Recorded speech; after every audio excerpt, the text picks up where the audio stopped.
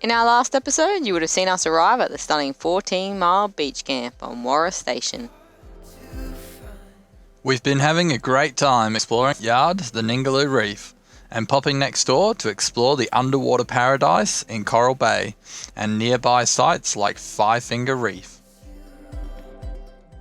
It was officially our 4th day here, and Kurt decided to blow up our $15 Kmart boat for a bit of a paddle around. Just a little bit of morning exercise before heading off to explore the station from top to toe. We packed lunch and some snacks and jumped in the car, heading to the homestead first. We have been told by the caretakers at 14 Mile that the homestead sells ice creams, so that's all we needed to know. So if you come in from the southern entrance road, this is where you'd have to check in and pay your fees, as opposed to the northern entrance, which you would have seen on our last video. Lots of infos, souvenirs, and of course ice cream available from here.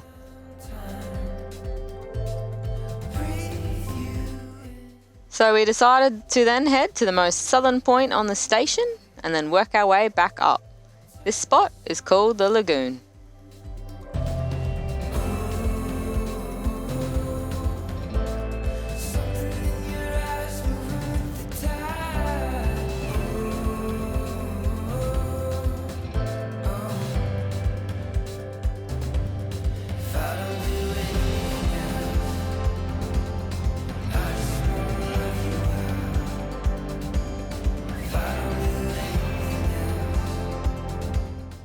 We pulled up on the cliffs for a better look.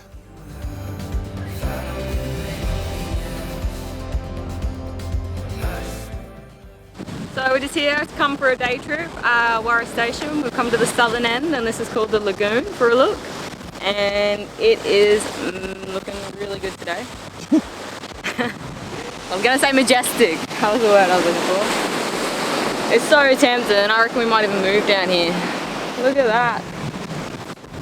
And I just spotted a turtle down there before, but yeah. It was vastly different to the beach up at 14 Mile.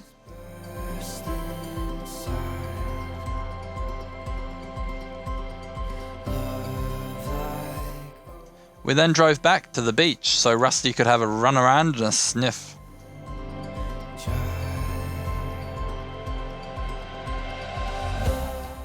Driving around, you see the constant reminders that this is indeed a working station.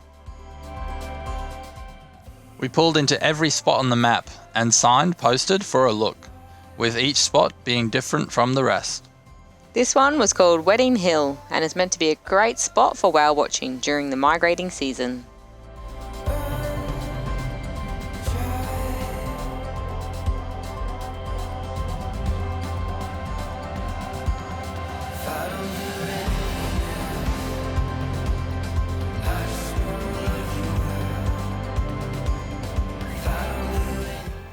No, this one was called Stevens. And was another campsite set behind the dunes. A short 5-minute stroll over the dunes and you were at the ocean. Another stunning spot with plenty of reef right on the doorstep.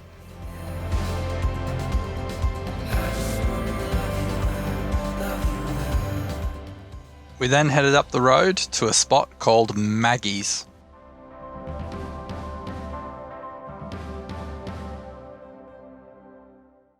Now to get into Maggies, you have to drive over 2 steep sand dunes. Easy going in, but harder driving out.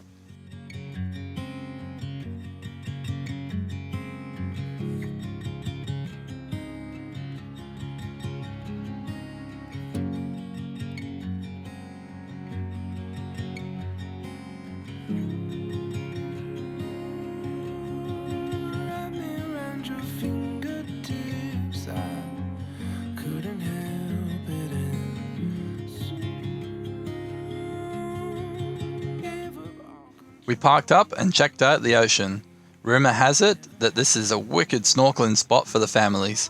Nice and protected with plenty of coral bommies around to explore.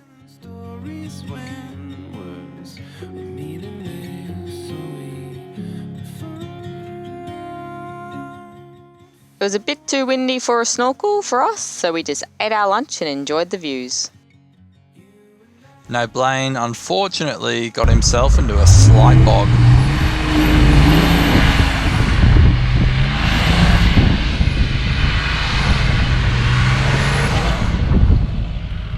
Still unable to engage four-wheel drive, so we had to help guide him out of the soft sand. You would have seen in our previous episode that he blew an axle seal and was waiting on a part to get shipped to Carnarvon, so no four-wheel drive until then.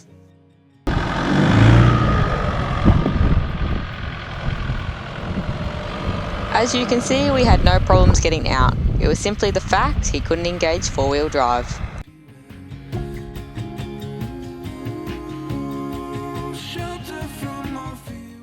Now, you can camp here at Maggies, but due to the 2 sand dunes on the entry, only tents, swags and small camp trailers are allowed here.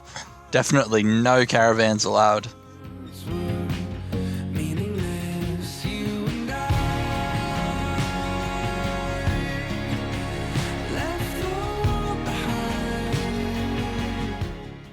Well, happy with our day out exploring the station, we decided to head back to camp and relax.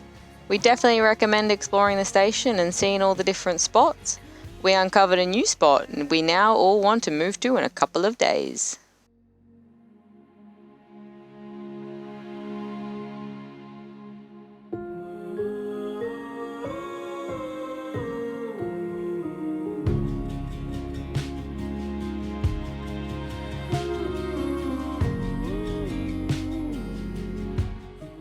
The following day, Ames and I decided to head back to Five Finger Reef for a snorkel.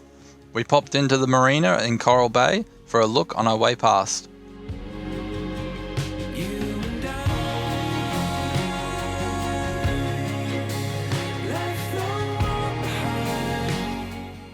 Now a few days had passed since we were last here. The track had changed a little bit and was a lot softer in spots. Our tyres were still deflated, but for some reason the sand was trying to push us right and off the track.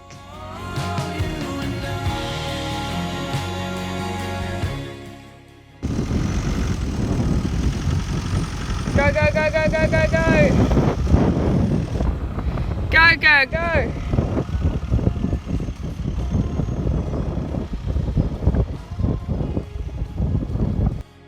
A little more air out of the tyres and a little digging and we were out.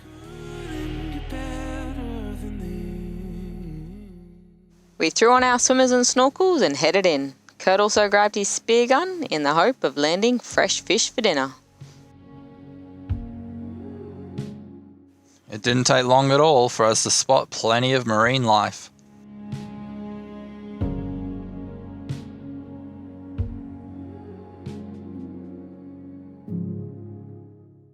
We even spotted a couple of wobbegongs, also known as carpet sharks. It was pretty cool watching them camouflage into the coral.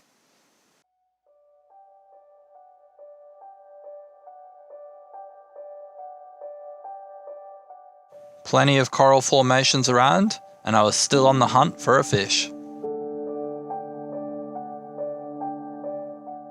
While Kurt was playing hunter and gatherer, I spotted my first wild turtle in the reef, and I was stoked.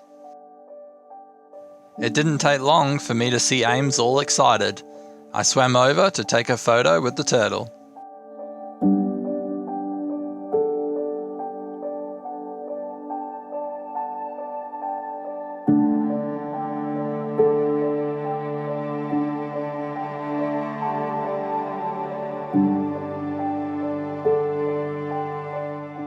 What a magical moment. Watching him swim around, I think he was definitely working it a little for my GoPro. After a couple of minutes, I waved him goodbye and watched him swim off.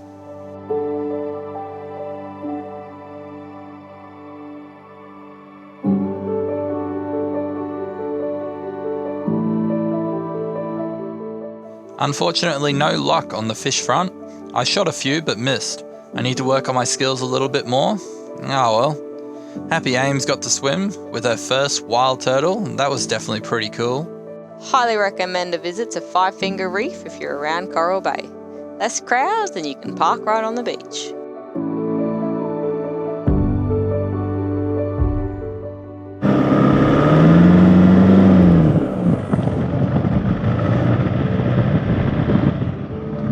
Damn you,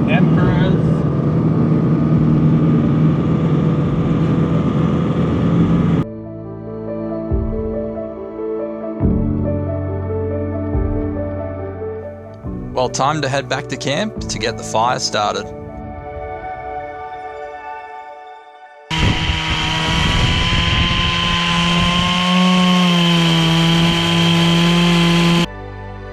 This wood the boys got from Exmouth Station has really lasted us well. Once the fire was started, Kurt volunteered to make some fresh bread for us all.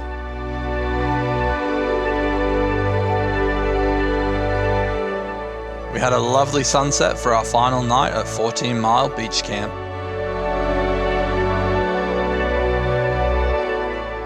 The next day, all hitched up, we left 14 Mile to move to another epic spot we had found on the station.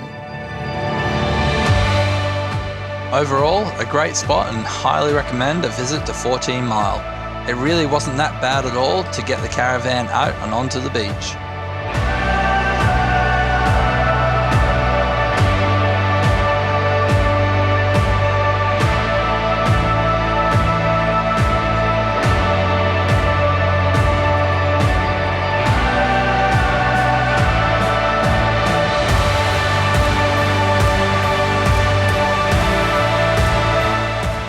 Well, join us next time as we move to our new favourite Warroora Station campsite and show you why we loved it. Love our videos? Why not help support us on Patreon for early access to episodes like this one? Give this video a thumbs up if you liked it and leave us a comment. Cheers, legends!